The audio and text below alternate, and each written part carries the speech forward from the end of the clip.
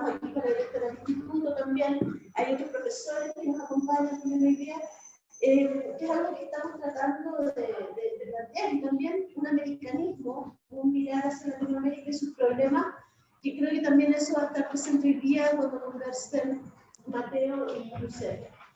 Así que, sin más preámbulo que ese, también agradezco, tenemos profesores literarios que están haciendo su ingreso, porque tuvieron una pausa muy cortita. Le agradezco también la comprensión con los horarios, puede que ya salgamos un poquito más tarde de lo que suele cerrar el curso que tiene para la aula. Ya espero que se comprenda, porque estamos empezando también un poquito más tarde, porque tuvo que hacer una logística, porque estamos también hoy día con gente que está viendo la actividad por Zoom, que también les agradecemos la asistencia, y estoy feliz de ver esta sala llena y gente inquieta por escuchar, ¿no? Así que nada, muchas gracias. Y gracias, Josep. Bueno, hola. Sí, hola. ¿Ya? Hola. ¿Ahí?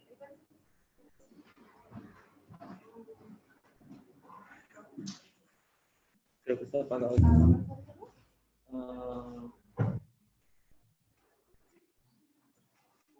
Bueno, hablo fuerte. ¿Aló? ¿Aló?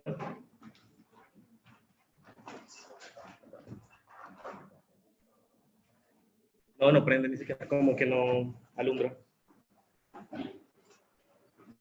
Ya, bueno, igual puede cerrar la puerta. Sí. Sí. Bueno,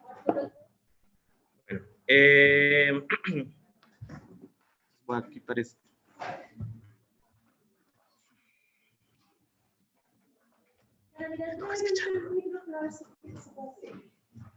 Hay que prender el equipo. Sí, creo que se está escuchando. ¿Está enchufado el equipo? Es que es el tema.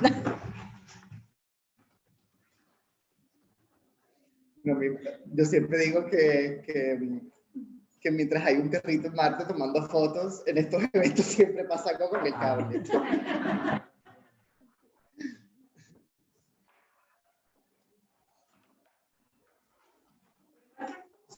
Sí, ¿no? Sí, yo creo que sí. Si quieres desconectar ese grande, ese es mi computador.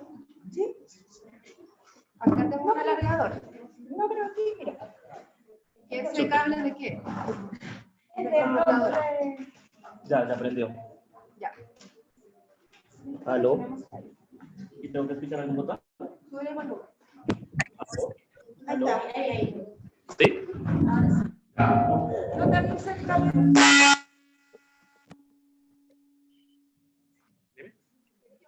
Sí, sí. Ahí sí. Ya, perdón. Bueno, hola. Buenos días a todos y a todas los que están acá presentes en la sala y virtualmente en otros países también. Como ya les dijo Lorena, la idea es hablar en el marco de la clase de estéticas literarias sobre las estéticas queer, qué son, qué hacemos con las estéticas queer, qué nos permiten hacer. Y para eso, pues, está amablemente acá Giuseppe Caputo, como Lorena dijo, un gran escritor colombiano, compatriotas somos, yo también soy colombiano, de Barranquilla, yo de Bogotá. Ha escrito estas dos novelas, Un mundo huérfano, en el 2016, y Estrella Madre en el 2020, en plena pandemia. Y bueno, la idea es que nosotros tenemos algunos puntos como como en mente para trabajar, pero pues también que ustedes participen, que abramos un poquito el diálogo, las voces de todos y todas acá. Como Lorena también les comentó, estoy haciendo mi tesis de la maestría acá de estéticas americanas de la narrativa de Giuseppe, y pues más feliz no puedo estar de tenerlo acá y de también poder comunicar con ustedes mis hallazgos de la tesis, los que no he encontrado todavía y que ustedes ojalá me permitan encontrar, que abramos esto también como para pensar muchas más cosas. No sé, ¿tú quieres decir algo? Saludar. Hola, bueno, me alegra mucho estar acá. Gracias a la facultad, al instituto, a la universidad por la invitación, a Lorena muy especialmente, a Mateo bueno, por preparar esta charla. Ha sido muy, muy bello, muy estimulante escuchar como las ideas que tiene sobre la novela, ese tipo de encuentros que extienden la lectura y yo los agradezco muchísimo porque yo reivindico mucho la intuición como una forma de conocimiento, de un conocimiento preconsciente, prereflexivo y muchas, pues creo que ambas novelas han salido como de ese lugar.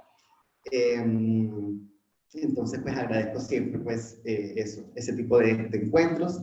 Entonces, saludar y muy especialmente a mi querida amiga también, Alia Trabuco. Nosotros nos conocimos en el Centro LGBT de la Universidad de Nueva York cuando hicimos, bueno, antecitos de iniciar las clases de la maestría en escritura creativa en la Universidad de Nueva York y ahí tuvimos clases con Yamila Pitt, que ha sido como una maestra para mí, bueno, lo sigue siendo un gran faro literario, político. Entonces, eso.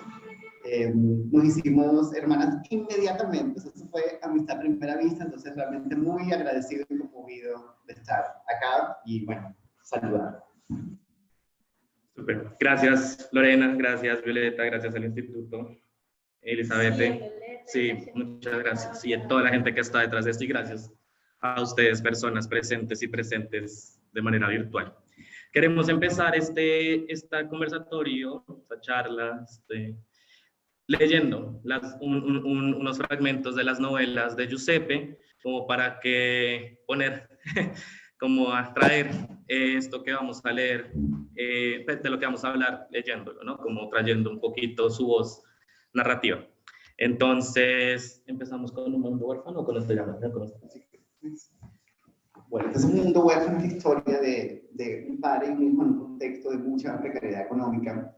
El padre tiene como permanentemente unas ideas alucinadas, como en un intento de salir de la olla, y de alguna forma ha internalizado esta idea neoliberal de que si te esfuerzas, lo logras, y cada esfuerzo pues lo hunde más y más y más. Y en medio de esto, pues el hijo bueno, habita su sexualidad de una manera pues bastante desaforada, por decirlo así, y en esos encuentros sexuales trata de darse a sí mismo, digamos, los banquetes que no puede darse de otras formas. Entonces este es un momento como en que el padre y el hijo hablan como, tratan como de conversar sobre su descendencia o sobre su genealogía. Cuando le preguntaba hace años por mi nacimiento, mi padre me sentaba a su lado o en las piernas para hablarme del cielo y las estrellas y de un planeta en particular que quedaba, según decía, a las afueras del universo. No tenía nombre ese planeta, no para nosotros en la Tierra, pues quedaba muy lejos y nadie nunca lo había nombrado. De ahí su importancia, decía él, que a pesar de que existiera y supiéramos que existía, no tuviera un nombre. Era un mundo huérfano, sin sol, y la noche, por tanto, era perpetua. En muchos planetas así, agregaba papi, mirando el cielo y recomendándome que yo también lo hiciera. Huérfano de la estrella madre, luego del nacimiento de los sistemas solares. Para hablar de la vida allá, del mundo que era ese planeta, narraba lo que venía a ser una noche cualquiera en ese lugar, concentrándose en la apariencia de sus habitantes. Todos allí podían mezclarse y todo con todo, por lo que nacían siempre criaturas distintas, extrañas a nuestros ojos, miles y miles a cada hora. Salir de casa cada vez era salir a un mundo nuevo. Los paisajes en ese orden o desorden, según se viera, variaban continuamente. Si una noche había árboles en el camino, árboles con raíz, tronco y ramas como los nuestros, y con hojas, cientos de ellas, podía ocurrir que a la siguiente hubiera varios nuevos, uno alado, con garras en las raíces y plumas negras, hijo de un pino y un cuervo, y el árbol, aunque alado, no podía surcar el aire, pues su tronco tan pesado le impedía elevarse.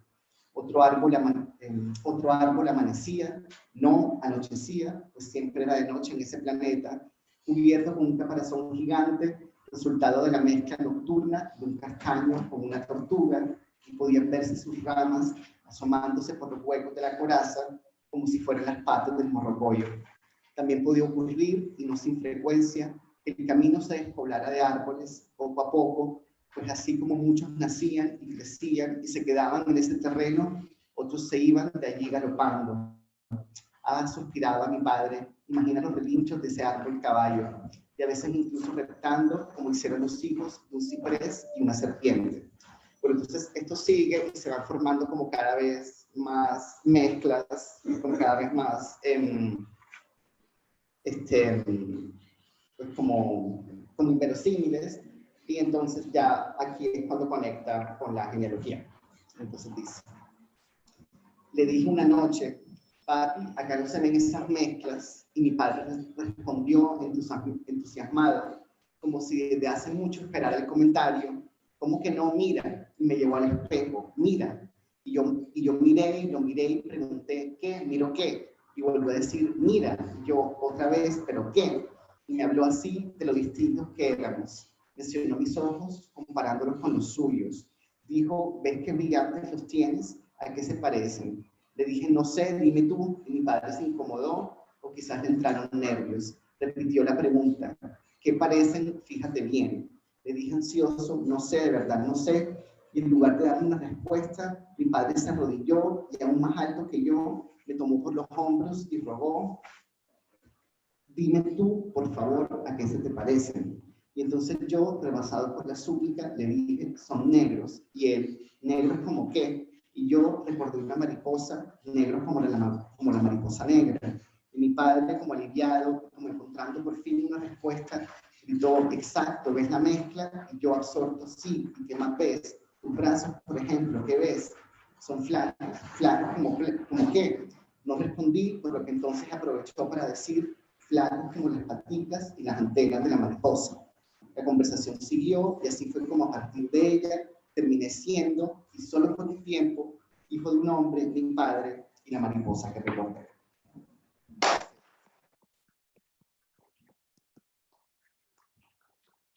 Y en Estrella Madre, otro hombre mariposa, porque ambos después vamos a hablar de eso, son homosexuales, habla también de su vida mientras está recordando, mientras está esperando, perdón, la llegada de su madre. Su madre se fue hace mucho, no se sabe cuánto tiempo, pero no, diría que es bastante tiempo, y está en su casa, en su cuarto, esperando que llegue. Porque ella prometió que llegaría y queda la esperanza viva de que llegue, a pesar de que siempre se demuestre que no llegará. Y este hijo, también hijo de un mundo huérfano, y el mundo huérfano hijo de una estrella madre, en esta novela Estrella Madre, empieza a hablar sobre su condición también muy precaria en términos de pobreza, porque no es precaria en muchos otros sentidos, y acá pues lo vamos a ver. El capítulo se llama Máquinas Sentimentales. Hay 6 objetos en la casa que me hacen pensar en el tiempo. En casa, el tiempo existe por ellos. Está la cama, que es donde dormía con mi madre, y más allá está la puerta, que es por donde ella va a entrar cuando vuelva. Entre un punto y otro está la nevera, a veces en medio llenar y a veces vacía, y conectado en el suelo está el teléfono rojo de ruedita. Es el único servicio que pago sin demoras porque mi madre podría llamar. Ella dijo que iba a llamar. Cuando pasan días sin que suene, me siento al lado y lo descuelgo para confirmar que hay tono. Apenas escucho el pito, vuelvo enseguida, contento porque está funcionando, triste porque aún no se ha acordado de saludar, y pienso preocupado que quizás, justo cuando alcé la bocina, mi madre intentó comunicarse. A un lado de la cama está el armario, adentro están mis camisas y pantalones, 3 y 3, también el vestido que mi madre dejó, tiene naranjas y violetas como el vestido de la foto. Finalmente, debajo de la cama está la cajita. Ahí es donde escondo y guardo mi dinero. Es una caja de hojalata y antes, adentro, había galletas. Ahora hay billetes y monedas que no me puedo comer. Siempre que saco plata, por poquita que sea, me instalo en angustias muy profundas. Cada objeto es una forma del tiempo y más allá del tiempo está la... ¿Perdón? Cada objeto es una forma del tiempo y más allá del tiempo está la foto de mi madre en el vidrio. Ella es el principio y no tiene fin. Si la cama es el pasado, el teléfono es todo lo que puede ocurrir, una promesa, un tiempo posible. La cajita, en cambio, es el tiempo que se acaba, cada vez más cerca al final con cada billete que saca. En la nevera está el tiempo que renace, un tiempo que, después de vaciado, vuelve a empezar, casi siempre con remanentes del tiempo anterior, la verdura que quedó del anterior mercado. El armario es la repetición, las 3 mismas camisas con los 3 pantalones de siempre, y en eso que se repite, la ruptura, el vestido de mi madre en un gancho. La puerta es la alegría de la llegada, el tiempo que va a ocurrir, al fin la buena nueva. Si estos objetos fueran estrellas, juntos formarían una constelación que podría llamarse el deseo o la esperanza.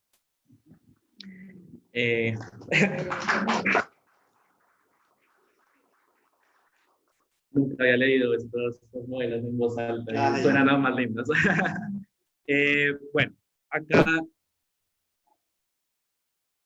ya para anclarlo al tema de las estéticas queer, pues más allá, como les decía ahorita a los y las estudiantes de la clase, más allá de que sean personajes queer, ¿no? Los 2 hombres de esta novela son homosexuales, como les dije, como Giuseppe mencionó, uno ahí tiene todos sus banquetes, no propiamente de comida, y acá, a pesar de que lo comentábamos, tiene un poco menos, involucra menos actos sexuales, digamos.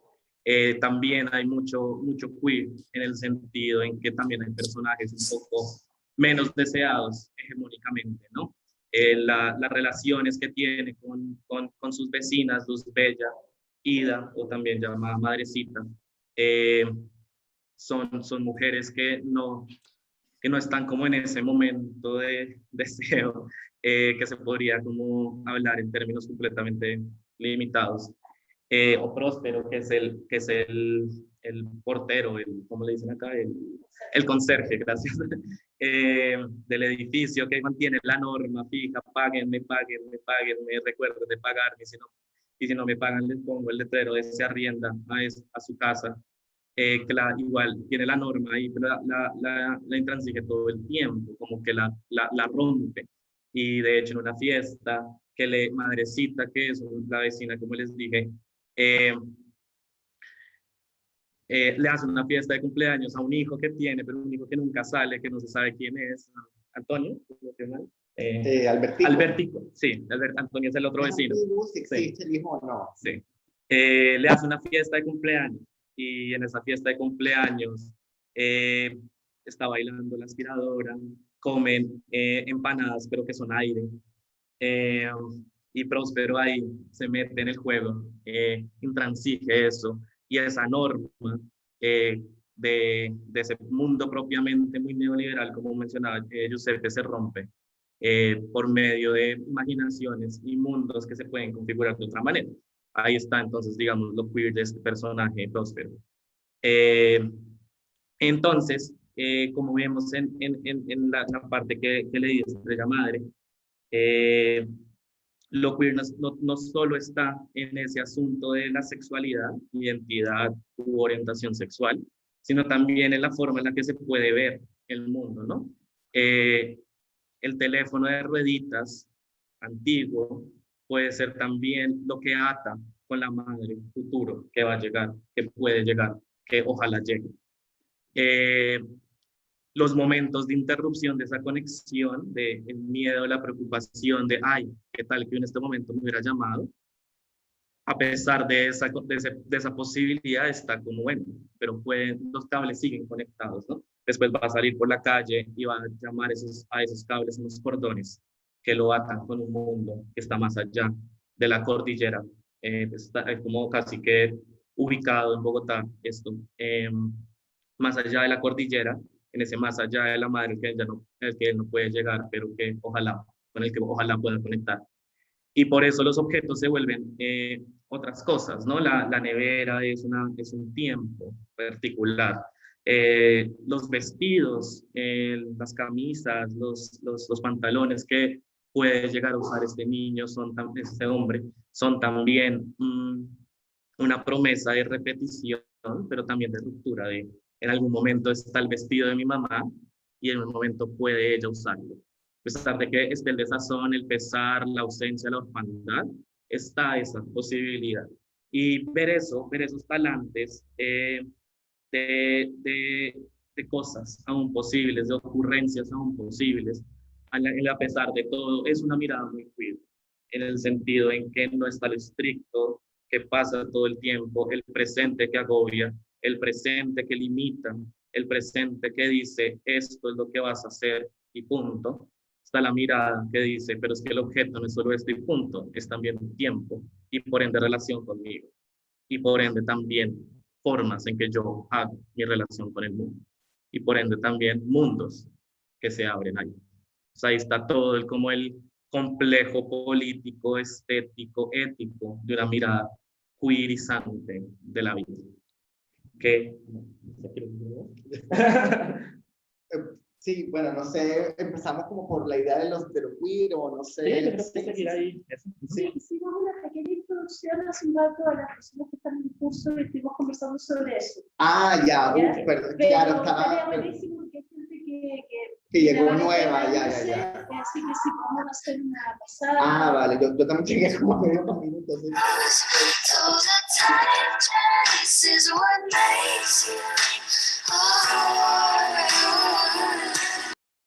Las rupturas en medio de la repetición. Bueno, entonces, me gustaría contar como una mini historia personal, como de mi relación con esta palabra. Queer, con Q, ¿no? Ahora también se puede con C y R.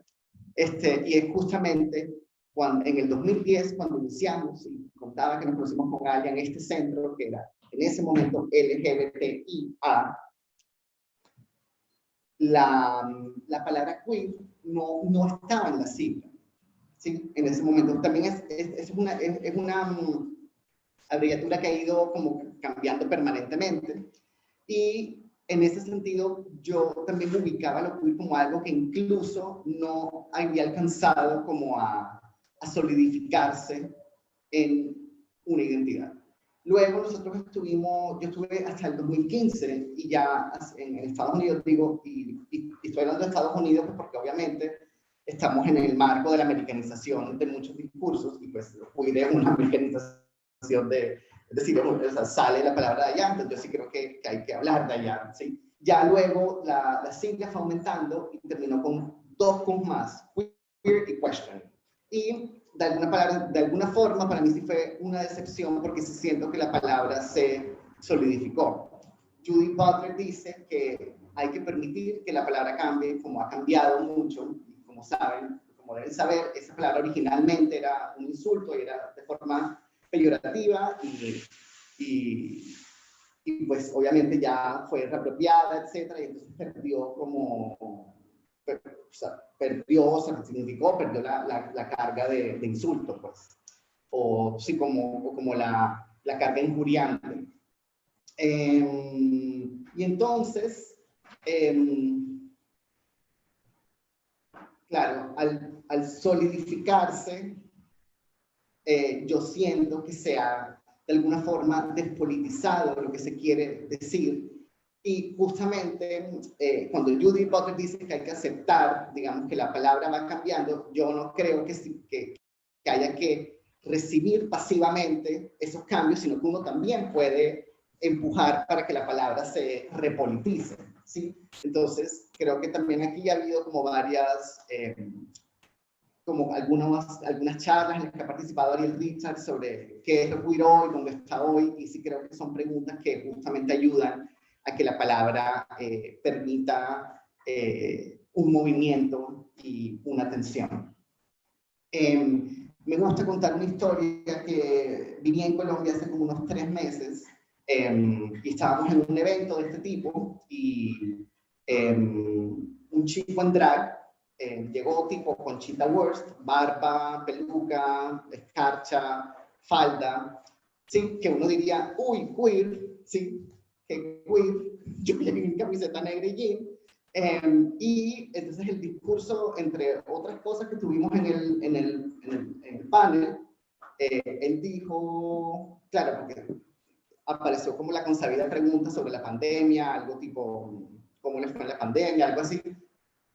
Y dijo que estaba muy indignado porque no entendía por qué en el mundo se le había dado prioridad a las personas mayores en las jornadas de vacunación, que las personas mayores ya habían vivido su vida y que había que darle la absoluta prioridad en las vacunas a las personas jóvenes que eran la fuerza productiva del mundo. Es decir, fascismo directo. ¿Sí? Y entonces esta persona con escarcha, sí, como una persona decidiendo quién puede morir y quién no, y quién se debe asfixiar y quién no. ¿Y por qué? Porque se puso una falda y unos tacones. Entonces yo le dije, perdona, pero esto es patriarcado con escarcha y esto no, o sea, no, es decir, yo me niego a que se vaya hacia allá. O sea, como, o si no, pues me desmarco. Si la palabra ya queda en eso, me desmarco completamente de ahí. O sea, como no, genuinamente no me interesa.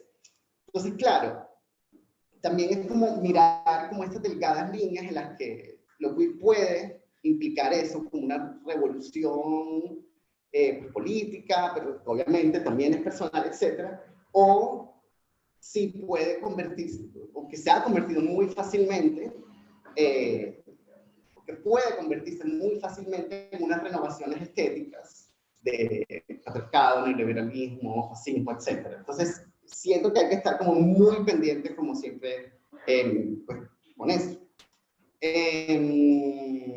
No sé si alguien dijo algo. Allá.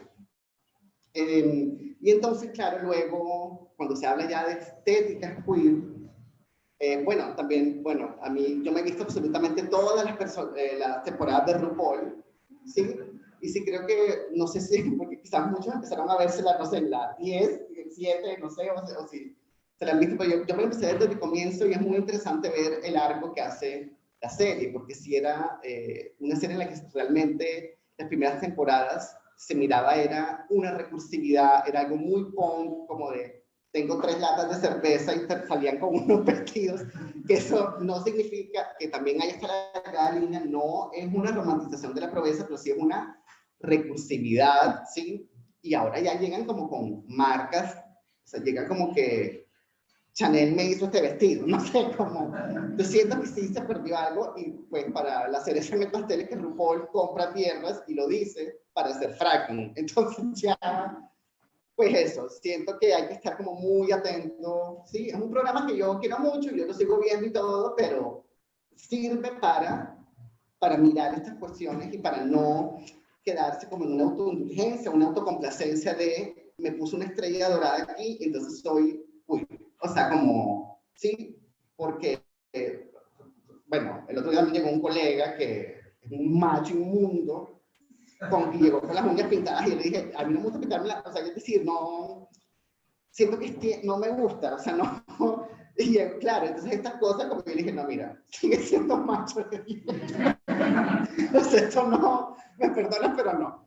Entonces, bueno, No, quería un poco, según como estabas comentando, quizá pensar la decisión de hablar de estéticas queer y no de estéticas LGBTI y cómo quizás una manera de diferenciar es hasta qué punto quizá la categoría, y esto lo abro como pregunta, LGTBIQ y cómo va cambiando, pareciera ir muy al unísono con las formas en que el propio mercado de alguna manera va añadiendo y absorbiendo aquello que en principio es diferente. Y en qué sentido vemos que quizá lo queer pueda tener un espacio de disputa, si bien por un lado parece como un concepto anterior, que quizá ha quedado más en los discursos de los 90, en qué sentido en esto que estabas aplicando la necesidad de ir siempre como resistiendo su posible captura, la necesidad de marcar un espacio político más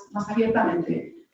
Finalmente, si os parece relevante esta discusión o esta diferencia entre lo queer y el LGBT, y me parece muy importante que efectivamente tenemos que estar pensando en el mercado, digamos, norteamericano por autonomía, este es el espacio, digamos, constitucional neoliberal. ¿Puedo decir algo? Sí, gracias. Eso es muy importante y de hecho es una de las cosas que me tuve que pensar para la tesis, pues porque no solo es estéticas americanas, sino también, pues, digamos, libros escritos por un escritor colombiano, también ubicados, a pesar de que son ciudades anónimas, en mecánicas muy colombianas. Entonces también es importante pensarse eso, porque hablar de queer y no hablar de queer con C, U y R, ¿no? Que bueno, a lo queer en algún momento también se volvió como un término paraguas para todas estas siglas, o como también para referirnos a estas cosas. Y que leyendo a Diego Falconi en su propuesta de la inflexión marica, es como, ok, pues es que inevitablemente recibimos un montón de cosas del norte, Estados Unidos o Europa, especialmente Estados Unidos, inevitablemente estamos sumergidos como en esas mecánicas de mercado que van a meter ciertas palabras y que nos van a hacer trabajar con ciertas palabras, pero es que en Latinoamérica suceden otras.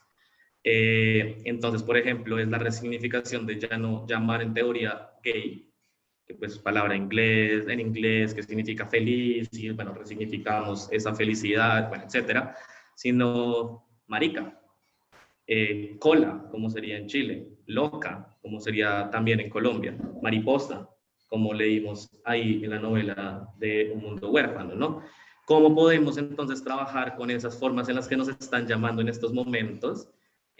También usando, nunca dejando de lado un poco esas mecánicas de las que inevitablemente hacemos parte, pero cómo le damos también acá un significado. Lo de las mariposas en Un Mundo Huérfano es muy importante porque hay un capítulo muy violento, termina, pues muy lindo, pero después termina en una violencia muy fuerte, una masacre muy, muy fuerte. Matan a un montón de personas, hombres, y hay un letrero escrito con sangre que dice, sigan bailando mariposas. O sea, es una masacre hecha, pues, cometida hacia las mariposas, hacia los gays, los homosexuales, las personas que salen literalmente como el hombre ahí disfrazadas de mariposa a andar por la ciudad, ¿no? Y hacerse una genealogía con la mariposa, decir, yo vengo de mi madre nunca se sabe nada, pregunta a mi padre y la respuesta que tengo es que puedo ser como una mariposa y que puedo venir de un mundo huérfano y que puedo venir además de un cuento, de una ficción, de una forma plástica de hacer discurso, es luchar contra precisamente eso. No solo estoy luchando, digamos, con el término así estadounidense, capitalista o neoliberal, etcétera, sino también con las propias mecánicas que están sucediendo acá y les doy un sentido, ¿no? Él después literalmente va a salir vestido de mariposa, después va a haber en la plaza en donde sucede esa masacre, se llama la Plaza de la Masacre, después va a haber como un cierto tipo de fiesta, y el último momento de música y demás ya no va a ser sigan bailando mariposas, sino vuelen mariposas. Entonces esa capacidad también que me parece muy propia de lo queer, de luchar, resistir a mecánicas de arriba, además horrible eso de que sea arriba, pero también luchar con las de acá, porque acá tampoco es que se den tan fácilmente, y no es que sean, ay, listo, se pensó acá la palabra marica, entonces ahora estamos liberados, tampoco, ¿no? Como que tampoco la tenemos tan fácil, es lucha tras lucha, tras lucha, tras lucha, tras lucha. Entonces, pero sí es importante saber y pensarse por qué si nos distanciamos de lo gay, si nos distanciamos de lo queer, y ahora nos llamamos o nos dicen cola, ¿qué significa eso? ¿Qué metonimia están haciendo con nuestro cuerpo? ¿Qué sinecto que nos están planteando acá? Si me dicen marica y me asocian con un afeminado y me rechazan por eso, ¿qué mecánicas se están reproduciendo ahí respecto a lo que se cree que es la mujer también? ¿No? Y por eso también son luchas conjuntas, me parece. Cola se dice, ¿es el peyorativo? Es el loco. Ya, ok. No necesariamente Sí. apropiado mucho. Ay, me gusta de hecho porque, bueno, de hecho en una lectura de ese fragmento, un profesor italiano que se llama Gabriele Bizzarri habló de las criaturas en general, digamos las criaturas humanas, de la novela como que tenían colita de cerdo, refiriéndose a los condenados de la tierra de 100 años de soledad, digamos, tenían colita de cerdo y alita rota, refiriéndose al manifiesto del MBL. Bueno, entonces quería responder la pregunta. Yo creo que las estéticas LGBT, yo creo que también apelan. Bueno, yo quiero decir que yo me pongo mis maquillajes a veces y eso, no es nada. Me pongo mis estrellitas y todo, lo que quiero decir es que no se puede quedar en eso. Sí, o sea, no, eso. Yo creo que, digamos, lo queer justamente, yo sí creo que sigue siendo una palabra como más porosa y que permite como más movimiento y que justamente permite o que apela más a una estética. Digamos, si uno dijera lo queer, para mí también ya como más directamente remite como una estética. Lo LGBT, si uno dice lo LGBT, para mí remitiría más como pues a identidades. Y en ese sentido, pues yo también prefiero eso, como dice Diamela, discutir estéticas. Y hablábamos con Ale hace poco de que justamente para mí, o sea, es decir, no es equiparable, es decir, que una persona LGBT no necesariamente hace, por ser LGBT, unas obras con estética, o sea, unas obras, digamos, enrarecidas, ¿sí? Eso no es equiparable, aunque está la fantasía de que inmediatamente lo es por el tema.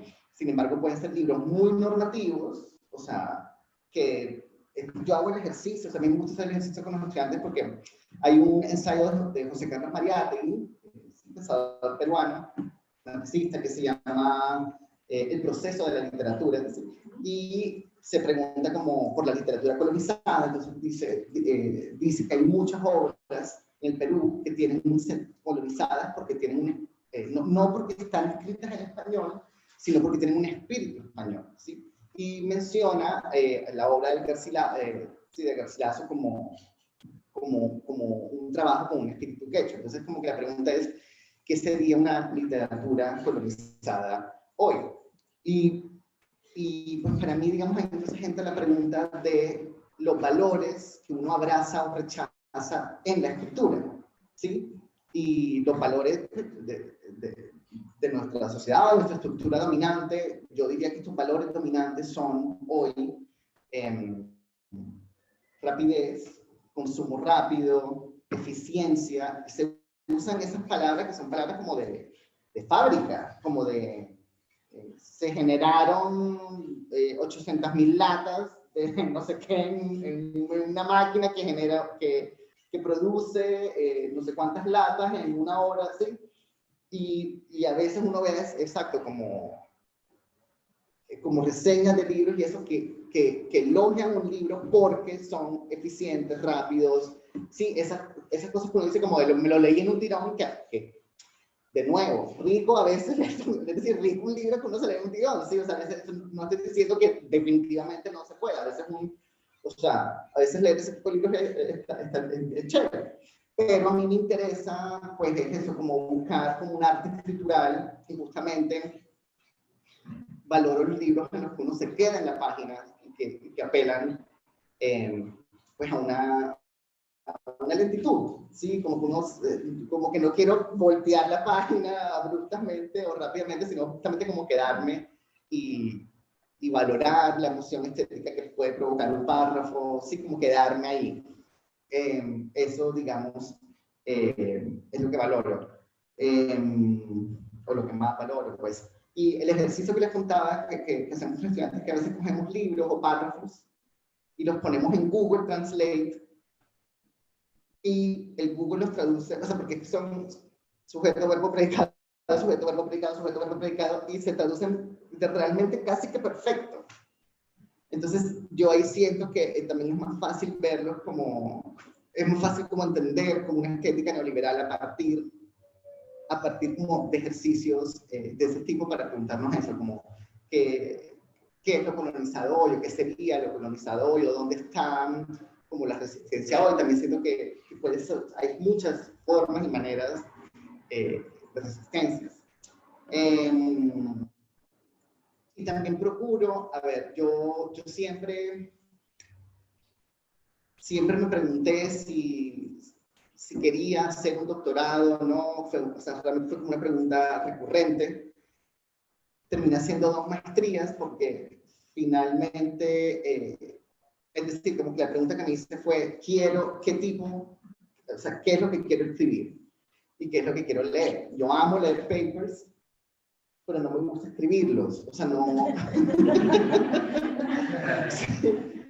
O sea, no me gusta escribirlos sobre todo porque siento que tengo que la forma como yo pienso es distinta. Entonces claro, yo metí, mientras en la maestría yo metía clases de doctorado y yo terminaba escribiendo un texto como el que leí ayer, que son, o sea, como un texto como más que apunta como un ensayo más literario, lírico, o el tipo collage, que me gusta como poner así.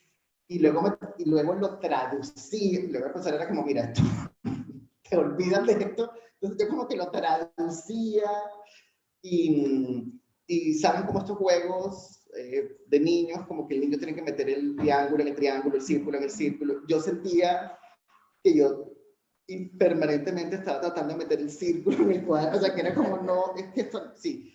Pero lo que quiero decir es que también a mí me inspira mucho la teoría, me gustan las teorías, pero también me da miedo, porque a veces sí creo que muy fácilmente un libro se puede volver como una ejemplificación de una teoría, cuando yo siento que también en la literatura lo que valoro es que no se cierra y como que hay mucha grieta, ¿sí? Y que justamente también me gustan los libros que no están como blindados en un argumento, sino que permiten también justamente como el movimiento. Dicho esto, pues Severo Sarduy no se puede pensar sin Lacan, y entonces están pegaditos, entonces en ese sentido, viva la explicación de la teoría. Es decir, lo que quiero decir es como que no solidificarse en un discurso y como permanentemente como dejarlo en movimiento, ¿sí? Me gusta, o sea, yo enseño, por ejemplo, el estadio del espejo de Lacan con arqueología de la piel de Sarduy, y es que, sí, como que se lee línea a línea, así como, que es hermoso también. Sí.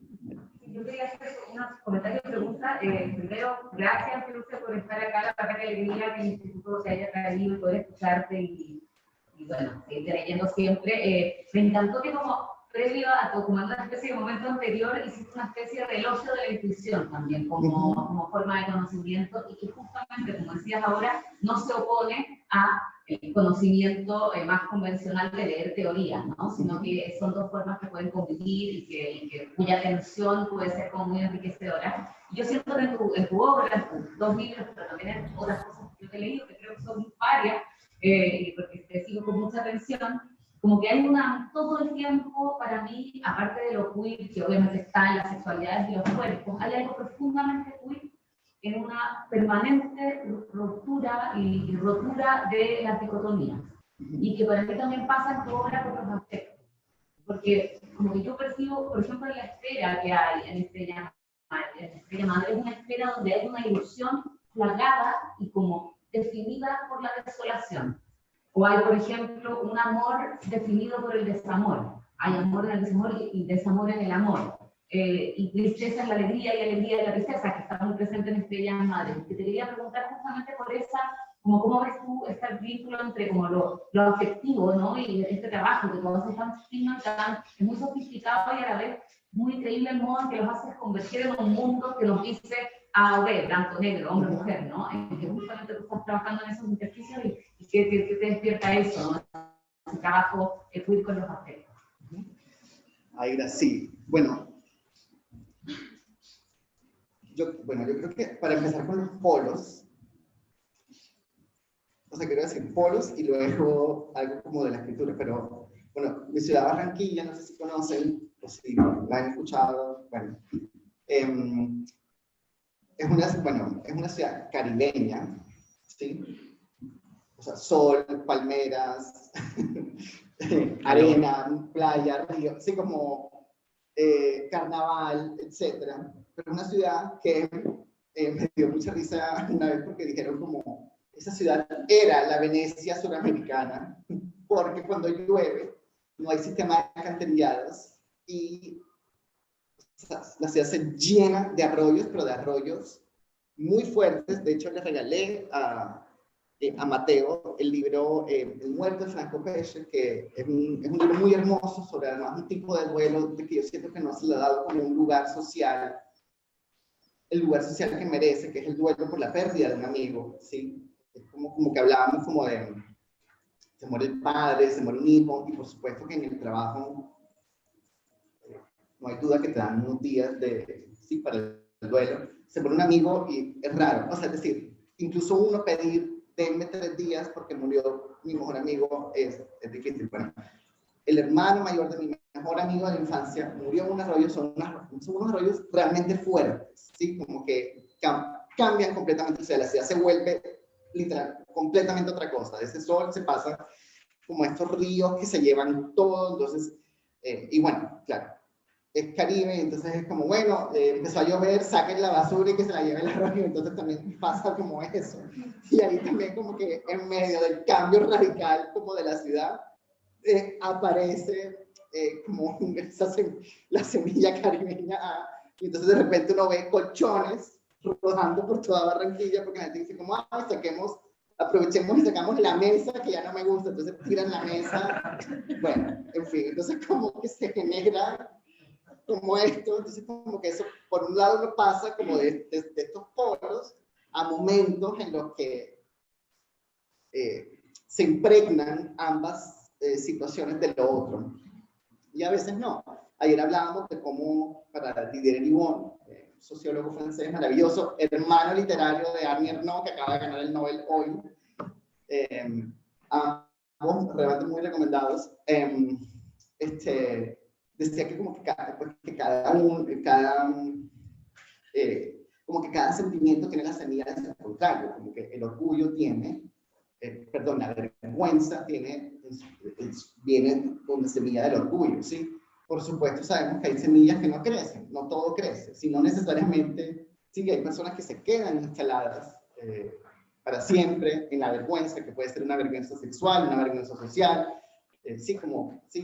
como hay orgullos, ¿sí? Eso también pasa, o sea, hay momentos en los que uno ya bien, yo le he hecho a los 19, ya tengo 40, sí. Sí, por ejemplo, estuvimos en un evento y como que yo estaba hablando de estas cuestiones y un papá se llevó a la hija en plan, no escúchese, sí, como, y ahí eso se reactiva una vergüenza, eso también está, sí, no, o sea, el orden social está incorporado en uno y lo marca uno como hierro, ¿sí? Como el hierro se usa para marcar ganado. Entonces, eso está. Entonces, también ubicarse en un lugar como de, yo no estoy de acuerdo con eso porque, de nuevo, eso, cada cosa tiene pues la semilla de su contrario y de nuevo, hay semillas que crecen, o sea, que alcanzan a brotar un poquito y otras que florecen mucho y otras que no. O sea, sí. Entonces diría como eso. Y por el otro lado, claro, en mi familia hubo como varios diagnósticos de bipolaridad y eso también era pasar permanentemente como unos estados como muy opuestos en los que en cada momento había así como alguito del otro. Pero entonces, para llevar eso a la escritura, yo lo que me propongo, yo creo que cada vez como más conscientemente hacer es que si yo tengo que contar de qué va el libro, que es una pregunta difícil porque sí, como la típica cuando sale el libro que el periodista cultural dice como, bueno, cuéntanos todo, como que no se lo han leído y te dicen, bueno, cuéntame todo. Y uno, como eso, o de qué va, sí, como que es una pregunta que apela más al tema y es una pregunta que deja por fuera pues de las cosas que yo trato de cuidar más y que valoro más, que es justamente las decisiones escriturales, la música, etc. Entonces, lo que decía es que lo que ya cada vez me propongo más conscientemente o que ha ido pasando de esa intuición como saber prereflexivo, algo ya más consciente, o preconsciente, algo ya consciente, es que si yo cuento de qué va y si cuento cómo está escrita, la respuesta es esencialmente la misma. Eso es como lo que he tratado de hacer. Entonces, claro, podemos decir Estrella Madre es una novela de un hombre que espera a su madre, que no sabe qué pasó, y durante la espera empieza a conformar una serie como una red de afectos, o una comunidad, etcétera, como muy delirante, bueno, en fin. Y Un mundo huérfano es un padre y un hijo pasando por una situación de mucha precariedad económica, pero para mí esencialmente el tema es de personas que pueblan su despojo, y que los pueblan para sí mismos, pero para los demás también. Y en ese sentido, yo lo que trato de hacer con la escritura es como que sean oraciones embarazadas de oraciones, yo las pienso así, oraciones de las que se desprendan oraciones. Hay muchos, me gusta mucho la puntuación, punto y coma, que dicen que es como una cosa, como si usas el punto y coma, quieres, esa es una frase que creo que pone, el que usa punto y coma solamente quiere decir que fue a la universidad. Y es como, como, además hay tan poquitos, o sea, punto, coma, punto y coma, y hay tan poquitos, y es como además, ¿por qué van a quitar? Sí, pero ¿por qué yo uso los guiones, me encantan usarlos, ¿sí? Yo siento que es eso, como poblar las oraciones, y eso, que las oraciones se generen, como que la sensación sea como de una profusión y como de una abundancia. Mientras estos personajes justamente hacen lo propio, que es como poblarse a sí mismos y poblar a los demás y poblar su entorno. Y como decíamos ayer, que en esa difusión entre, porque claro, también son casas, digamos, la de Estrella Madre, que también hay algo muy caribeño, y es que la casa y la calle, que aparentemente serían cosas antagónicas, en el Caribe realmente no, o sea, son muy porrosas. Borrosas. Ambas. Entonces, una nueva palabra, porrosas. Y eso, como que uno tiene conversaciones con personas que están en la calle, etcétera. Y entonces, como que también lo que trata es que eso que está ocurriendo como en un nivel más personal, más doméstico, o sea algo que ese tipo de cuidados horizontales, de jerarquía de las relaciones, porque eso, realmente el hijo es papá de su papá, en verdad. Sí, que eso se implique que eso que está ocurriendo ahí también se pueda extender hacia la afuera, ¿sí? No sea una cosa amurallada ni blindada. Entonces eso, diría que, bueno, y luego, entonces, imagínense que Vonnegut tiene un cuento como el que le piden al escritor que haga un decálogo, y entonces en el cuento, que es ficción, el personaje hace un decálogo, y entre los puntos que dice es como jamás, como pone, jamás usar el punto y coma porque es un hermafrodita travestido. Y esto que era, es decir, Vonnegut, un escritor, digamos, que uno lo ve como soldado con tutú de ballet, o sea, es decir, que es un escritor, digamos, como que también ahí vale la pena como pensarlo, queer, como mucho más allá de las identidades sexuales, porque entiendo que él no, creo que era todo, o sea, sí, no, ni idea, no sé. Pero eso, como que lo queer más allá de las identidades de género o las sexualidades disidentes, sino como eso, ¿dónde está bien? Esa frasecita fue en Colombia como repetida 300.000 veces por autores que decían yo no uso punto y coma porque es un hermafrodita travestido, por lo tanto vacío de sentido. Y decía, pero de verdad, es decir, digamos que es verdad, o sea, es decir, que el decálogo era, no, o sea, es decir, un decálogo Vonnegut. Entonces, claro, por un lado, pues también hay que saber problematizar a los maestros, es decir, si admiras a Vonnegut no tienes que repetir y estar de acuerdo con absolutamente cada cosa que dice. O sea, es decir, también eso, ahí está la madurez también, pues, intelectual y afectiva de uno. Pero entonces, si eso fuera, entonces, ¿qué hacemos con eso? O sea, es decir, entonces yo lo que dije fue, yo voy a llenar mis libros de puntos y comas, porque yo quiero que haya travestis por todas partes. O sea, como, claro, como también, esas son como las respuestas que doy, como ese tipo pues como de discursos, como también que tienen como discursos excluyentes que se terminan como solidificando y naturalizando incluso hasta en la puntuación. O sea, es decir, como diría por ahí. Voy a añadir una cosita rápida de este tema, que no es tanto como, o sea, ha sido como yo he leído estas novelas y también como he tratado de ubicar mi tesis, ha sido como un horizonte de lectura y horizonte de escritura, que mencionaron los afectos, que bueno, la teoría de afectos es una línea muy importante para mi análisis.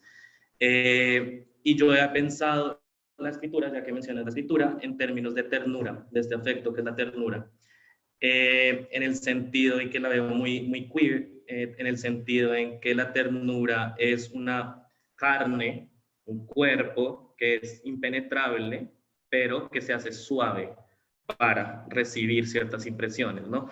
O como esto concreto que a pesar de que es sólido y puede tener como unos límites, puede espicharse, puede recibir impresiones de afuera y dejar impresiones en el afuera.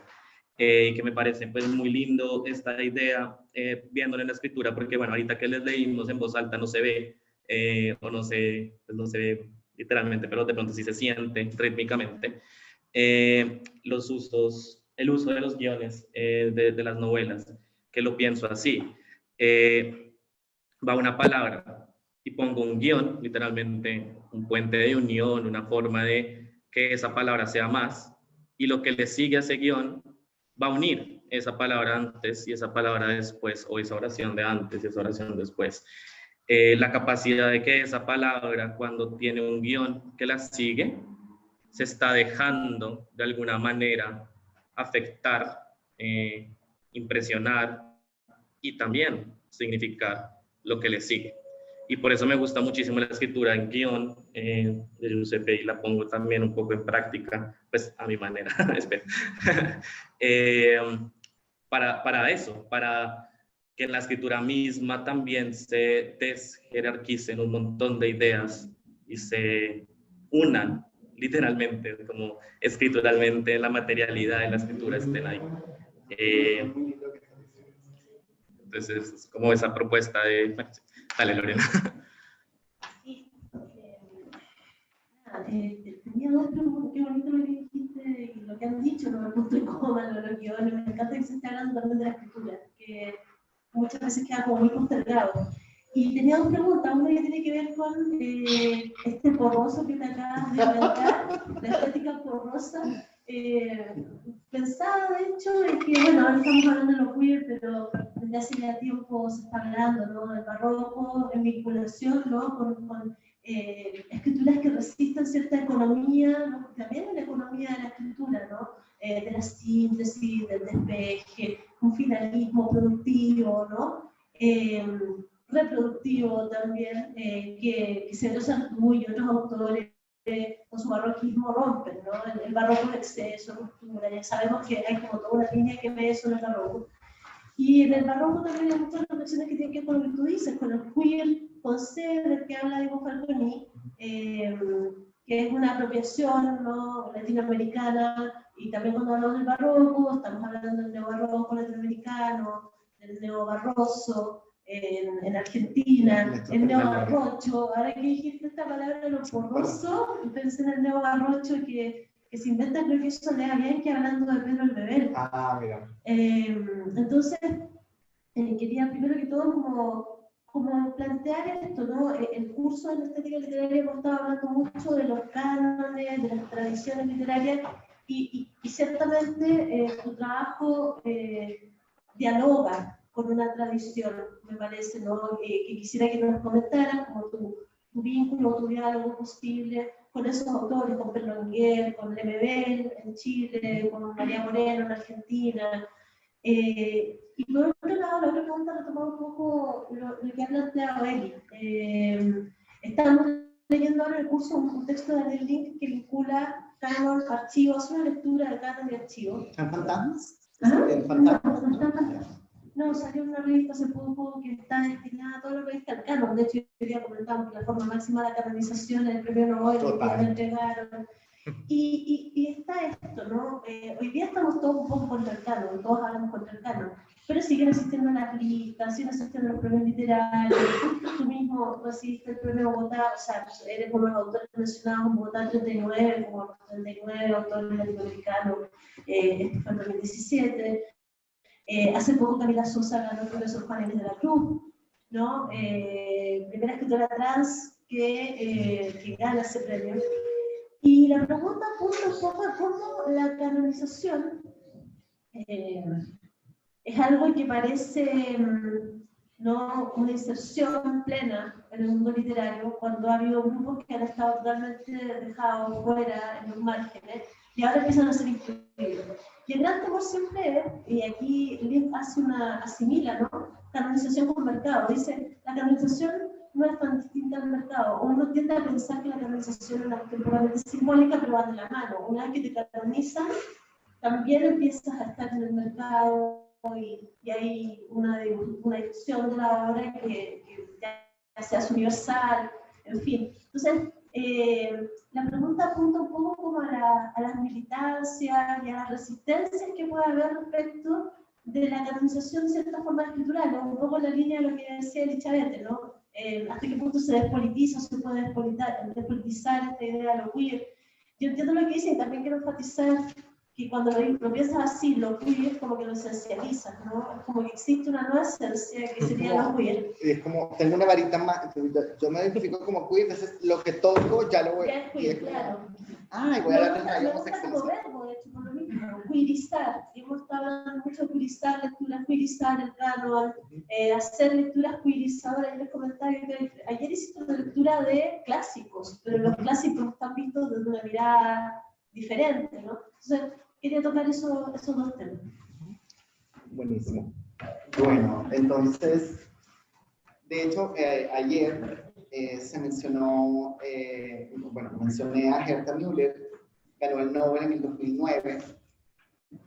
Sigue siendo una escritora muy minoritaria y como que colegas no leen, o sea, como que no la leen, como el Fede Jelinek, digamos. Entonces ahí pienso por un lado Harold Pinter,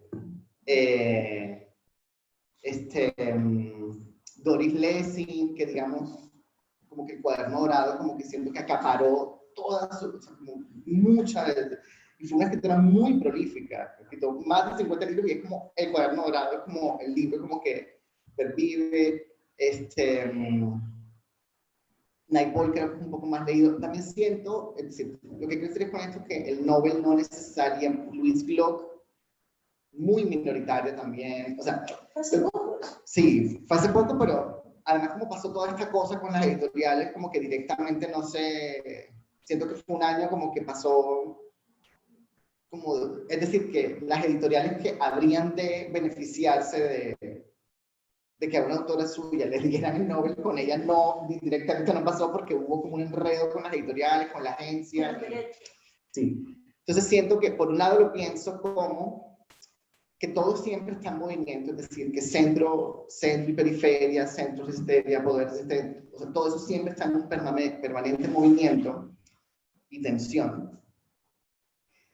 Y por otro lado siento que hay unas obras tan radicales en su apuesta o tan minoritarias en el manejo del lenguaje que ni siquiera un bombo como el Nobel la vuelve convención. Bueno, sí, Diamela ha ganado muchos premios recientemente y siento que sigue siendo una escritora, o sea, que permanece intacta en su radicalidad y de su propuesta estética. Entonces siento que los premios son a veces como, es decir, no necesariamente creo que haya un vínculo premio-canon, como que premio vuelve canon vuelve canon, porque las obras que yo he conocido gracias al Nobel, que también la verdad es que sí tiene eso, que yo por ejemplo no tenía ni idea de Olga Tokarczuk, yo no conocía de ella, y de Herta Müller, de Jelinek, como que gracias al Nobel uno sí se entera de esas, siento que siguen permaneciendo por fuera, de alguna manera, que me parece como que que es algo que habla mucho como de ese poder radical de su escritura. Y por el otro también siento eso, que hay como una permanente como movimiento entre periferia, lo periférico. Y luego también diferenciar entre lo canónico y lo icónico. Yo, al menos, por ejemplo, Lemebel en Colombia, yo lo pensaría como icónico, no como canónico. Yo no lo pensaría canon, pero no sé aquí cómo se le llama Lemebel, por ejemplo. Sí, yo también diferenciaría como entre unas obras que son como muy luminosas, digamos, pero que yo siento que no han pasado como por una planadora, como si Vargas Llosa, por ejemplo. O sea, por más premios y todo que hayan recibido. Eso sería como una respuesta. Por el otro lado, sí, estas cosas de las listas y eso, yo primero me posiciono sobre todo como lector, porque digamos, esta lista de Bogotá 39 fue como, ay, no conocía esta, voy a leer, a ver, sí, como que me posiciono como lector, pero sobre todo lo que tiene una lista es que genera más listas, o sea, toda lista genera más listas, o sea, entonces se vuelve también como un inicio o como un detonante para mí en una conversación, porque faltó esto, no sé qué, de repente, por ejemplo, Fernanda Melchor no apareció en Bogotá 39, pero como al mes estalló temporada de huracán, entonces sí, como esas cosas como que van, y también tiene que ver con que, es decir, entiendo que para un lector más incauto, más ajeno al mundo literario, digamos, le parece como, puede parecer como muy significativo, como un premio, una lista, tal, pero pues ya uno sabe también que entra una exterioridad y entra como una serie de exterioridades, tipo que la editorial se le olvidó mandar la obra, no sé qué, y entonces no, o era solamente, sí, ese tipo de cosas que entonces no, sí, como que no coge, alguien no quedó, digamos, a mí me parece como gran error, o sea, sí, pero entraron mil exterioridades alrededor de eso, estoy seguro, en fin. Y no es definitivo, porque o sea, siento que son como noticias de un día. Que si luego la obra no se sigue escribiendo, como que eso también ya va perdiendo también como ese impulso, porque sí, son impulsos, o sea, como... y luego en el rayo... Bueno, lo del barroco, a mí me encanta de aquí, de la edición de Diego Portales, de Poco Hombre, que es una antología de textos de Pedro Lemebel. Ignacio Echeverría habla bueno, y también Carlos Monsiváis tiene esas reflexiones de cómo lo que Carlos Monsiváis llama estéticas aberrantes, en la que incluye cursilería, o sea, lo cursi, lo kitsch, muchas veces son intentos de las clases populares de emular lo que consideran es elegante, o sea, como lo que consideran que para las clases altas sería como lo elegante. Entonces eso, como el plato de plástico pintado de dorado, ¿sí? Y eso, o sea, eso me parece bien interesante, porque obviamente no se puede empezar estas cuestiones sin pensar, pues, en las clases sociales. Pues, en las tensiones entre las clases sociales, y las ansiedades de clase. Yo hace poquito escribí una telenovela también. Bueno, soy madre también una telenovela.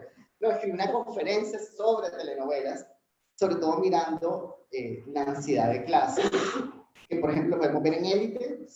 Creo que se han visto Élite. Bueno, que Élite es como tropo de las telenovelas, es las clases sociales se encuentran y hay muerte. O sea, eso es, 3 chicos de clase popular entran al colegio como de millonarios y se forma una matanza. Entonces hay alguien que se murió y no sé qué, y todo esto, y es como nunca debieron venir acá, no sé qué, porque ahora hay una muerte, no sé qué. Bueno, eso es como muy... Y sobre todo luego también está como el amor entra a un poco distraer o atender como un velo cínico o encubridor a esa tensión de clase, porque entonces es como que se apela como a una horizontalidad innata, tipo soy el dueño del mundo y mi papá es el dueño de todas las empresas del mundo, pero, y no me importa nada que tú no tengas, que tú vivas en una comuna en Colombia y que no tengas nada, porque hay una horizontalidad innata, y a la vez es bello, porque así como si un tropo, y las clases sociales están en tensión, también ha sido un tropo de cómo el amor entra como una gran fuerza radical también. Entonces tampoco se trata de desactivar el amor como fuerza, sino de pensar cómo entra a jugar en estos encuentros. O sea, cómo se utiliza en el sentido más utilitario en estos guiones o en estos para mirar, para distraernos de estas cuestiones. Yo quería agregar una cosa sobre lo del barroco, sobre lo del lenguaje económico, la economía del lenguaje. La masacre que les conté que ocurre en un mundo huérfano, este hombre va caminando con su padre y otros amigos por ahí y las describe de una manera muy detallada, pero no solo muy detallada, muy linda, ¿no? Como muy diciente.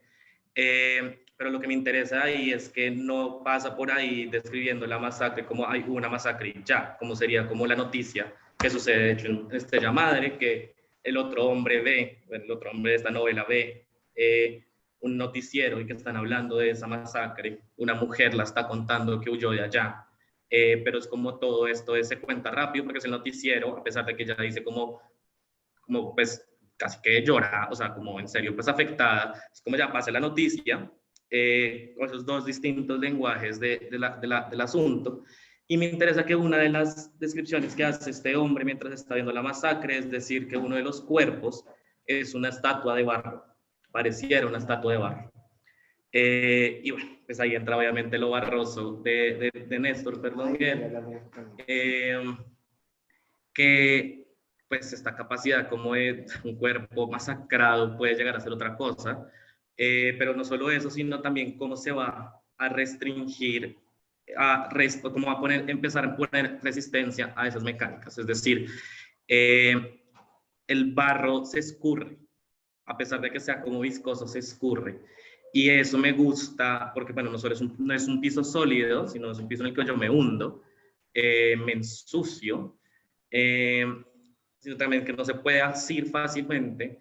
Y esto me llama mucho la atención porque después, en otras escenas, está la policía, bueno, y demás de la ciudad recogiendo los restos de la masacre y los meten en unas bolsas de basura, las tiran en un carro y se las llevan, así tal cual, o sea, así como casi que sin ningún lazo afectivo de estoy tratando con un cuerpo que masacraron horriblemente, simplemente lo meten en una bolsa de basura y chao. Y las bolsas se hacen infinitas.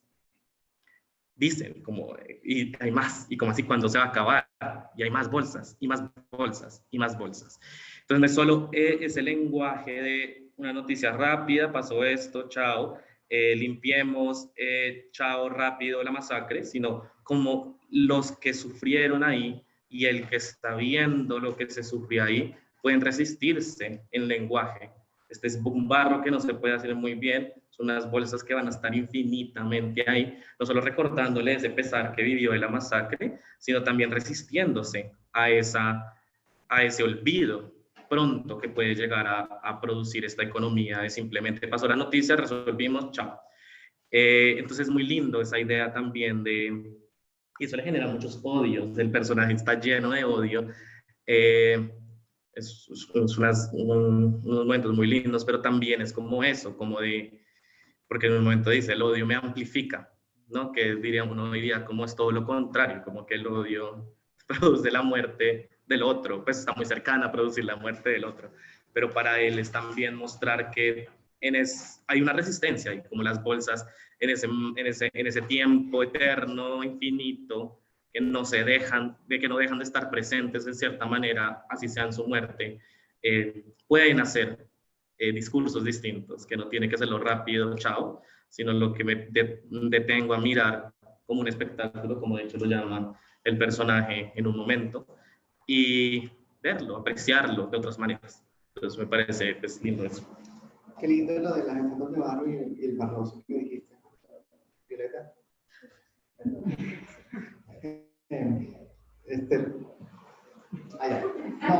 No es que me puse hablando de telenovelas, que el tema que me pongan, yo termino hablando de telenovelas, pero bueno. Lo que quería decir era como, claro, que en Colombia, cuando quedó aprobado el matrimonio igualitario en 2016, la derecha y la extrema derecha empezaron a hablar del rayo homosexualizador, como que esta ley iba a ser un rayo homosexualizador para los niños, y como quién quiere, la típica de quién quiere pensar en los niños, bueno, todo esto. Me pareció como para pensar, digamos, estas cuestiones, estética queer, pensar como, bueno, hablemos del rayo, ya que hemos estado con las resignificaciones, las reapropiaciones, etcétera, como apropiarnos del rayo homosexualizador, pensándolo como un rayo enrarecedor, ¿sí? Pero en ese sentido, pues también hay rayos normalizadores. O sea, por ejemplo, digamos, Un Mundo Huérfano, el tercer capítulo, es una acumulación de escenas de sexo, son como 70 páginas de escenas de sexo, y una editora que la leyó dijo, saquemos enteramente el capítulo. Y es como el rayo normalizador.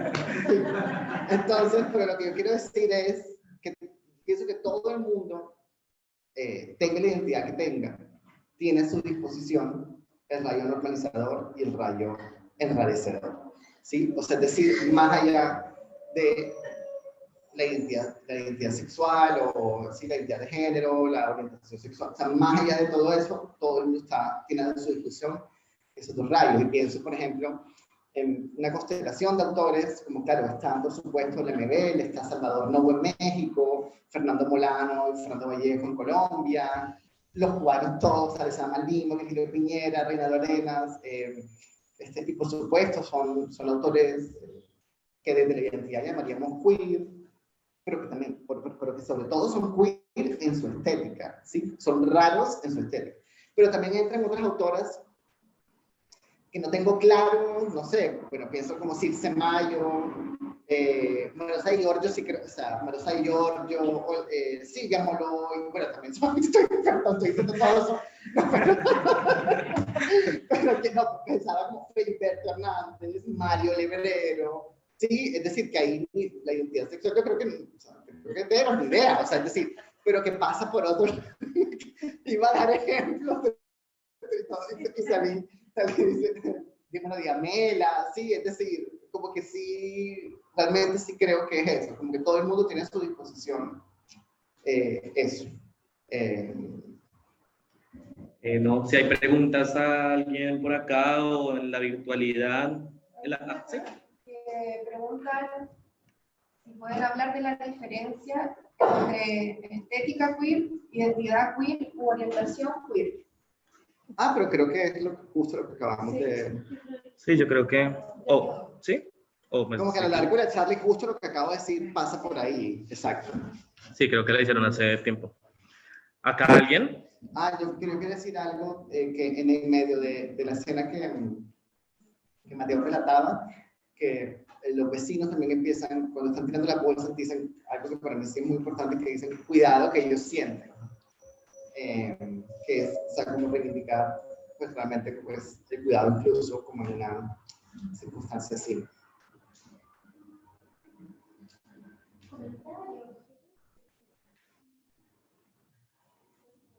Timidez. Sí.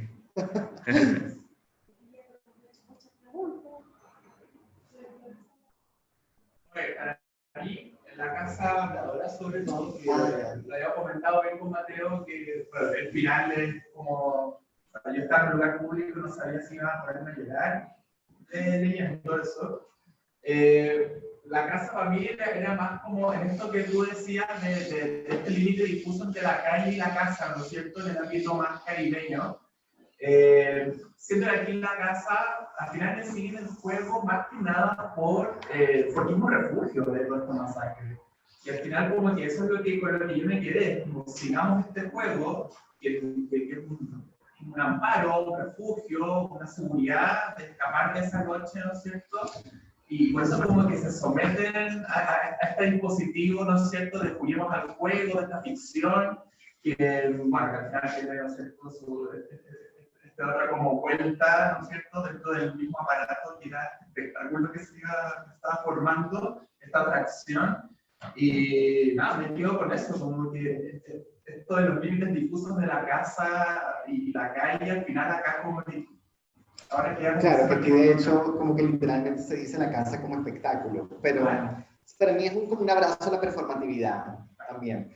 Pero, por ejemplo, para contarles ese capítulo, y como también como del abrazo absoluto a la cultura popular, y también como para volver al tema de las intuiciones, yo acababa de leer, bueno, como antes de escribir el libro, acababa de leer,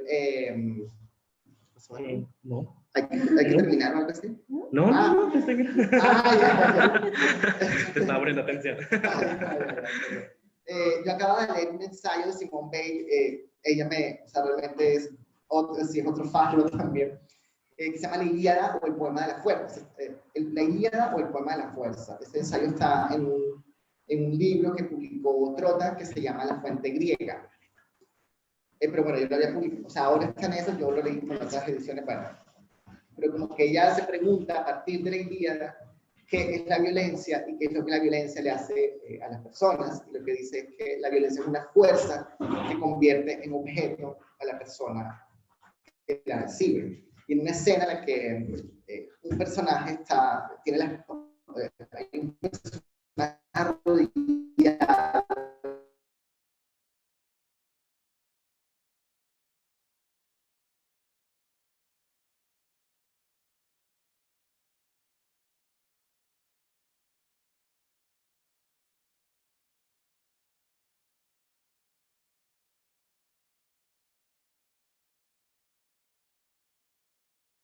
La Bella y la Bestia, y durante 5 días vi 16 veces La Bella y la Bestia a alguien, y como este hechizo que convierte en objeto a alguien.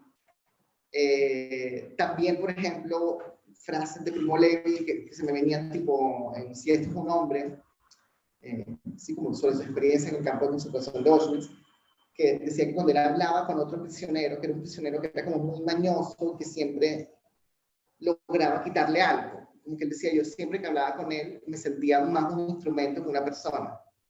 Sí, como, entonces estas ideas estaban como ahí, y entonces lo que dije fue como, bueno, entonces quieres el capítulo que inicie con como algo muy parlanchín, dicharachero, caribeño de la casa que habla y los objetos que hablan. Entonces como que el reto era que lo mismo que podría decir una sartén que me estoy quemando, o sea, lo mismo que podría decir una sartén, luego lo puede decir una persona que acaba de ser asesinada. Entonces, como que el reto era como, bueno, la alfombra. Entonces, como, ¿qué escojo? Entonces, ok, la alfombra o el piso. Me estás pisando, quítate que me estás pisando, el espejo, no te mires en mí.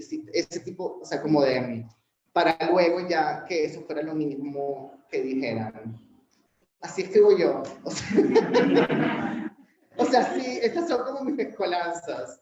Entonces, claro, y finalmente es un discurso que uno también va como elaborando en este tipo de encuentros que ayudan a que uno, pues como que lo articule, pero digamos siempre, por ejemplo, como la primera presentación del libro, imagínense uno por primera vez diciendo esto, no, y que mi sobrino, y que vi 17 veces, o sea, sí, es como difuso, como... Entonces, este tipo de encuentros también los valoro porque justamente permiten o ayudan a pensar o mirar lo que uno hizo como más, como dando palos de ciego.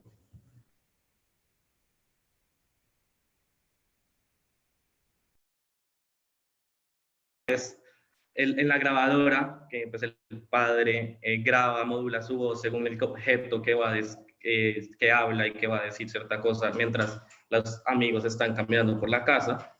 La grabadora se reproduce como sin querer después de ver toda esta masacre, y el último sonido que sale de la grabadora es el del espejo, ¿no? Diciendo, sigue caminando, no te distraigas mirándote en mí.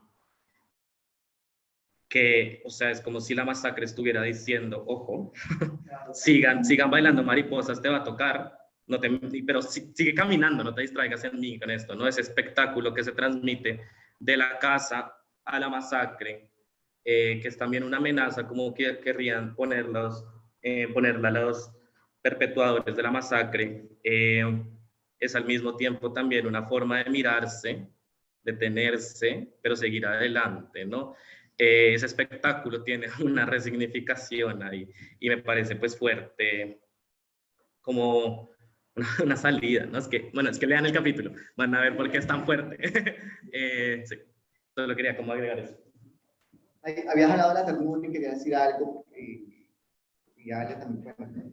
No, con lo del odio que amplifica, yo siento que el odio es expansivo, o sea, es decir, como cuando uno dice, o sea, como estoy odiando, yo me siento como en la absoluta exterioridad, y como eso, de que es un yo expansivo que muy violentamente puede como salirse y como perjudicar, pues. En contraposición a la ternura, pues obviamente, es decir, obviamente son diferentes, pero como que la pregunta también es como, ¿qué hace cada afecto, cada emoción, qué le hace a uno? Y para mí la ternura obviamente nos ablanda, nos vuelve porrosos, ya se quedó así, nos vuelve porrosos, y en ese sentido, al decir de Spinoza, como que el mundo entra más fácilmente en uno. Y desde febrero que tengo una perrita que me empezó a seguir en la calle, yo de verdad siento que he vivido enternecido, o sea, y eso ha sido para mí también como la penetrabilidad más radical, porque en ese enternecimiento yo creo que como que lo más fuerte que me ha pasado, por un lado, ha sido como una restauración en la confianza en el mundo, porque es eso, una perra que tiene unos colmillos de este tamaño, y en la cama se me pone aquí, y tener la absoluta certeza de que no te va a hacer nada, realmente es algo muy reparador y muy hermoso. Pero luego, lo de la penetrabilidad radical que decía es que se suspende el asco.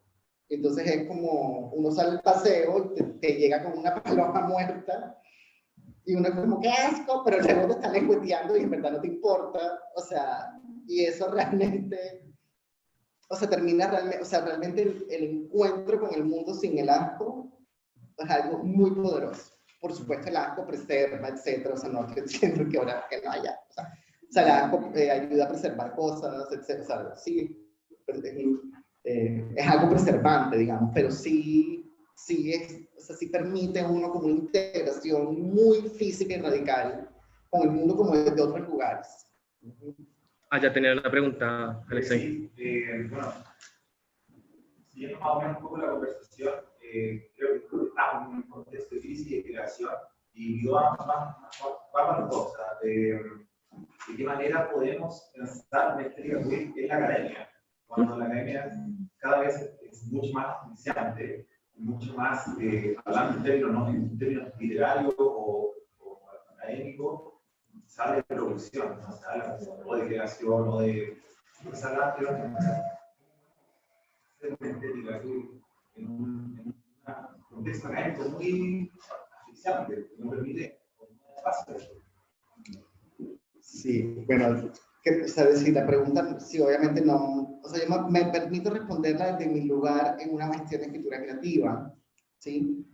Que justamente, obviamente no es, o sea, es decir, no es un contexto convencionalmente académico, pero que en lo absoluto eso significa que sea antiintelectual. Si no me molestan como estos autores cuando les hacen una pregunta y de repente dicen, ay, no, eso es una pregunta para un profesor de literatura, y se quedan siempre como en la anécdota, eso como que tampoco, o sea, no. Yo, nada, para mí es como, desde la maestría en escritura creativa, o sea, es el abrazo a la palabra pensante y a la palabra poética, en un libro que se llama Estancias, de George Agamben, él habla, como que lamenta la decisión que muchas veces ocurre o que ha ocurrido, de hecho, en la historia de la literatura, entre palabra pensante y palabra poética. Lo que dice es que la palabra poética logra abrazar al objeto y no entenderlo, y la palabra pensante entiende al objeto, pero no lo sabe asir, digamos, ¿sí? Obviamente todas estas cosas son pues, reputables, etcétera, pero yo creo que hay algo en eso, y yo, por ejemplo, cuando hablaba de la intuición, yo sentí un poco, claro, porque yo tiendo más como, o sea, es decir, yo sentía, ¿será que yo abrazo y no entiendo? Bueno, entonces, Pero luego, digamos, hay Pedro Gandolfo, sí, es un crítico chileno, sí, porque leí una antología que él hace de Yamel El Cid. En la introducción él también menciona ese libro de estancias y lo que dice es que él ha visto como dos formas de integración de la palabra poética y la palabra pensante, y menciona como dos grandes ejemplos, digamos, como de la historia de la literatura. Primero a Thomas Mann, y dice, él reconcilia Thomas Mann a través del injerto, en el sentido de que viene la historia, la trama, ¿sí? Y hay un momento, un capítulo tipo, que viene como algo mucho más ensayístico, como por ejemplo Muerte en Venecia, que es eso, que el profesor llega, que el músico, perdón, llega a Venecia, llega al hotel, etcétera, y cuando la primera vez que ve a Tazio, luego hay un capítulo sobre la belleza, ¿sí? Y es un capítulo que se puede sustraer perfectamente del libro, digamos, y sigue la historia, ¿sí? Entonces ahí habla de injerto. Y luego habla y piensa en Franz Kafka como la otra forma de reconciliar palabra poética y palabra pensante, que es por medio de lo que llama encarnación, que es todo es inseparable el pensamiento de lo poético. Entonces es como que no puedes como sacar el ensayo, sino que todo es, o sea, todo está, que también se puede decir palabra narrativa, palabra poética, pues es decir, ya con eso ya uno puede pensar en una palabra narrativa, o narración pensante, narración poética, no así como, y también menciona a Diamela como alguien que trabaja la palabra poética y la palabra pensante desde la encarnación. Entonces,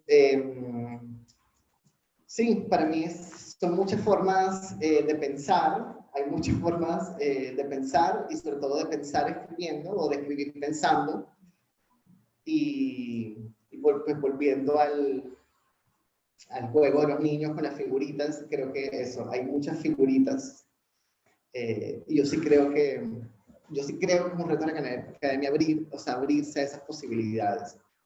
Y creo que muchas facultades, de hecho, pues, ya lo han estado haciendo, ¿no? Pero yo creo reivindicar también,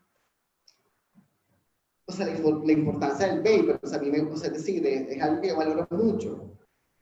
La pregunta es eso, o sea, de qué otras formas se puede incitar la escritura pensante.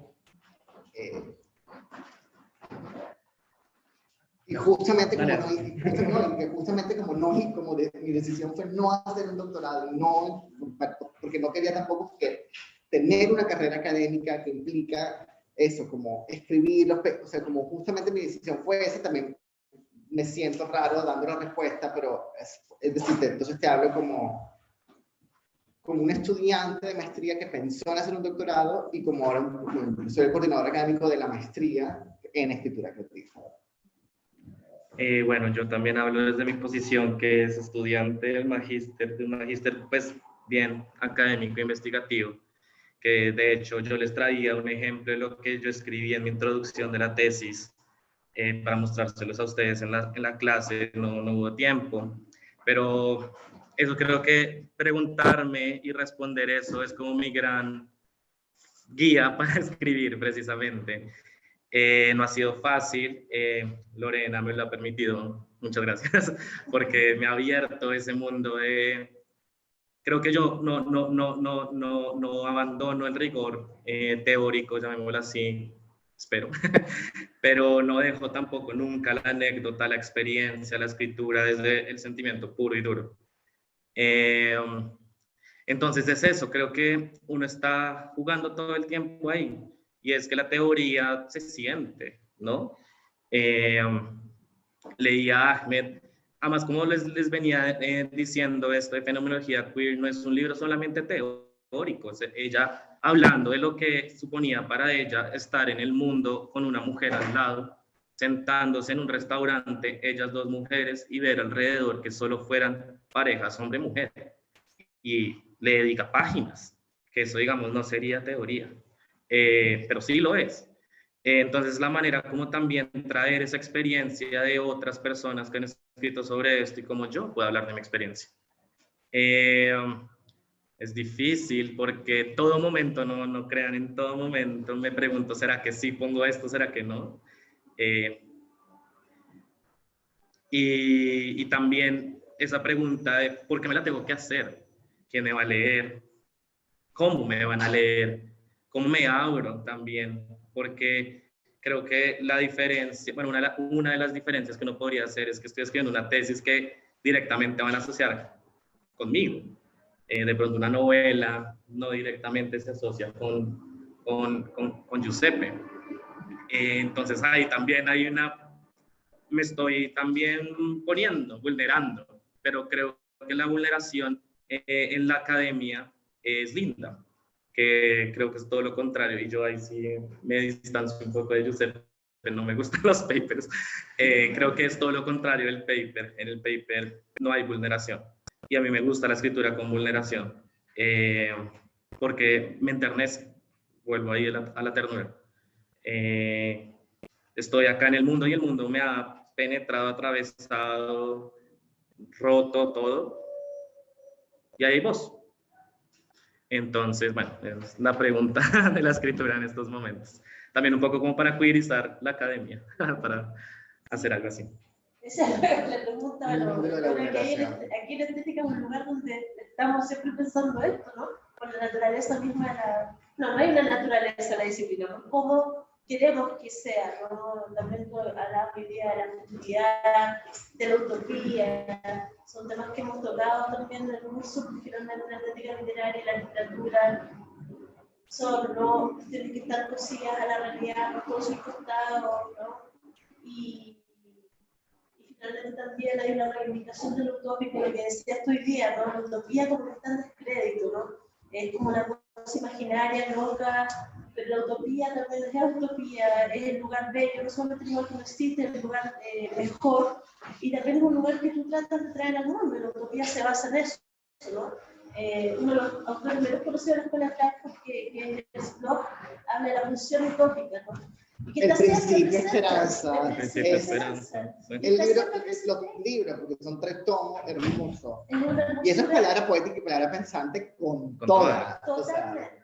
Y creo que pensar las estéticas queer, queerizar el presente, pensando en el futuro, tiene que ver con eso, con esas búsquedas, con hacer un mundo un poco mejor de esto, ¿no?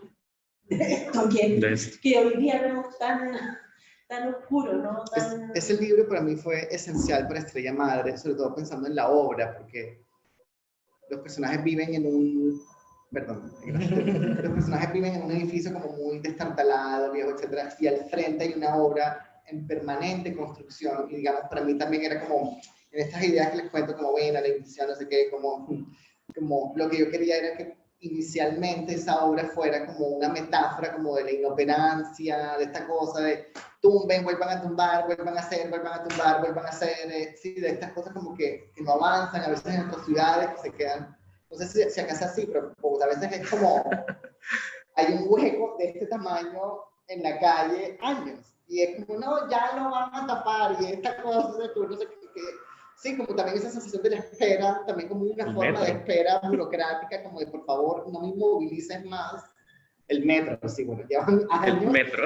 Un nuevo estudio para el metro, un nuevo estudio para el metro, un nuevo estudio para el metro. O sea, y en esos círculos, y uno se siente eso, como la sensación de un poder autoritario, de un poder totalitario que te inmoviliza, como esa es la sensación.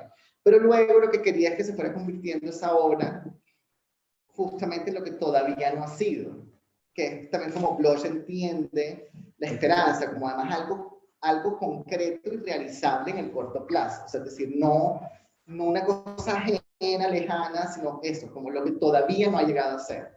Y ahí ya cuando por fin logran subir una pared, llega el ingeniero y dice como, no, había que hacerla en el otro lado, hay que tumbarla, y todos dicen, no, déjenla, y como que se queda, y ya se queda la pared, y ahí ya se vuelve eso, como un mundo, sí, en contraposición a este mundo, o sea, como que está como, sí, como tan precario, es como al frente de eso, un mundo que todavía no ha llegado a ser y que está abierto. Que hay ese muro que construyen y que no ha llegado a ser completamente, después se vuelve también el lugar que usan los obreros mismos para darse besos, ¿no? Es el lugar oculto, derrumbado, en el que los obreros tienen sus encuentros sexuales y el hombre los ve desde la ventana. Entonces también se vuelve en cierta medida un edificio, teatro, espectáculo para él. Y bueno, ahí atando, ya rapidito, con esto del principio esperanza, él todavía no ha llegado a ser y demás, eso es en lo que se inspira José Esteban Muñoz, que les comenté, para empezar Utopía Queer. O sea, es lo que, o sea, literalmente toma Blush y hace su teoría de la utopía, entonces, para hacer la conexión sobre lo que hemos hablado. Bueno, y claro, se llama, y en inglés ese libro se llama Cruising Utopia, refiriéndose al cruising como estos encuentros sexuales pues, más furtivos y cómo esos lugares pueden ser lugares también de utopía.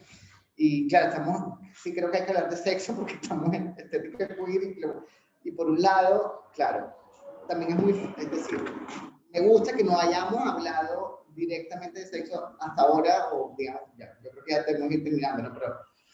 Pero porque a veces también se considera que lo queer es solamente el sexo, o como que solamente pasa por el sexo. Entonces, claro, en un mundo huérfano, pues hay 70 páginas de sexo y para mí, digamos, el sauna sí es un espacio muy poderoso en el sentido de que todo el mundo está en toalla desnudo y en ese sentido nadie tiene ningún elemento valorizante que indique que puede ser una clase social más alta o no. O sea, todo el mundo desnudo o todo el mundo en toalla. Entonces, en ese sentido, o sea, se iguala como, o sea, como que las jerarquías sociales se suspenden en ese espacio y entran por supuesto, otras jerarquías. Cuerpos hegemónicos, raza, edad es esencial, o sea, así como edad, etcétera, pero entonces, claro, no, entonces, de nuevo, no es, o sea, sí puede, o sea, decir, es un lugar utópico en ese sentido, pero también tiene como su... Es heterotópico, ¿no? Ajá. La definición que se enfocó de Ajá, exacto. donde las jerarquías claro, porque, se estabilizan. Sí. Y luego, claro, hay momentos en los que el sexo en ese capítulo muchas veces pasa por el placer individual de quienes lo están pues, practicando. Y lo que yo también quería hacer en Estrella Madre,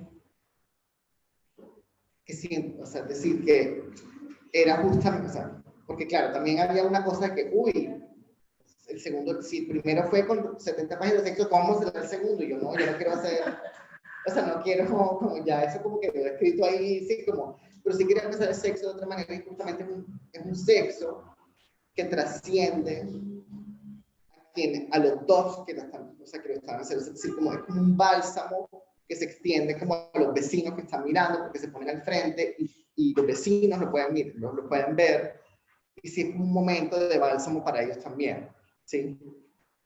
Lo más fácil es pensar en voyerismo, en exhibicionismo, pero para mí es como o sea, y justamente es lo que le permite al personaje ir cambiando su deseo, o sea, como ir movilizándose, porque en esa espera permanente la madre empieza a ver esos obreros y ya también poco a poco empieza a esperar o a desear también otras cosas. Estamos muy pasados de la hora, perdón. Igual, gracias a todos y a todas por quedarse tanto gracias, acá. Gracias, qué lindo. Sí. Sí. Gracias.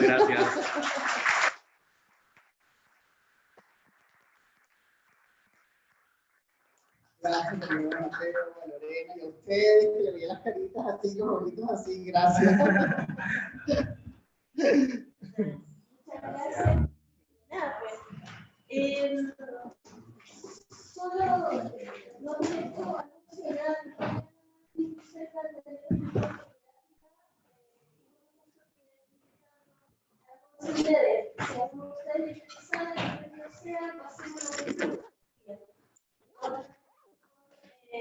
Giuseppe con Nadia Trabuco, que está viviendo también